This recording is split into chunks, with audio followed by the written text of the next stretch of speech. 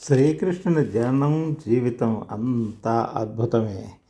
దేవకి వసుదేవులకు 8వ సంతానంగా శ్రావణ శుద్ధ అష్టమి తిథి నాడు రోహిణి నక్షత్రంలో కంసుని చెరలో జన్మించి రేపల్లిలో యశోదానందుని కుమారుడిగా పెరిగాడు. బాల్యంలోనే రాక్షసులను చంపినా అది బహిర్గతం కాకుండా చిలిపి చేష్టలతో చిలిపితనాల్ని ప్రదర్శించి తల్లిదండ్రుల్ని మురిపింపజేశాడు. తల్లిదండ్రులతో, సహచరులతో, స్నేహితులతో, బంధువులతో ఎవరితో ఎలా మెలగాలో ఆచరించి చూపించాడు. అందరికీ ఆత్మబంధువయ్యాడు. గురువుని ఆశ్రయించి విద్యలన్నీ నేర్చి గురువుకి సేవలు చేశాడు.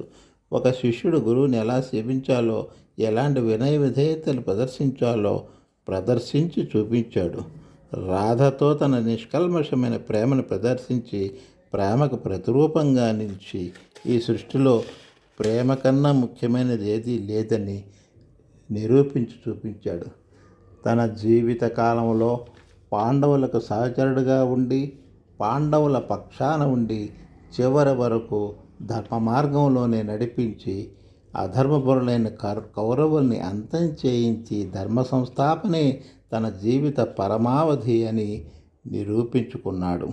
కృష్ణుడు యుద్ధరంగంలో సందిగ్ధావస్థలో ఉన్న అర్జునుడిని శ్రోతగా ఎన్నుకొని యుద్ధానికి సన్నద్ధం చేయడం కోసం అనే ప్రయత్నంలో ఎన్నో విషయాలు చెబుతూ భక్తి, జ్ఞాన, వైరాగ్యాలు, కర్మ సిద్ధాంతము, యోగశాస్త్రం మొదలైన అనేక విషయాల్ని జీవిత పరమార్థానికి ఉపయోగపడే అనంతమైన జ్ఞానాన్ని శ్రీకృష్ణుడు అర్జునుడికే కాకుండా ఈ జగత్ అందరికీ అందించి జగద్గురువయ్యాడు.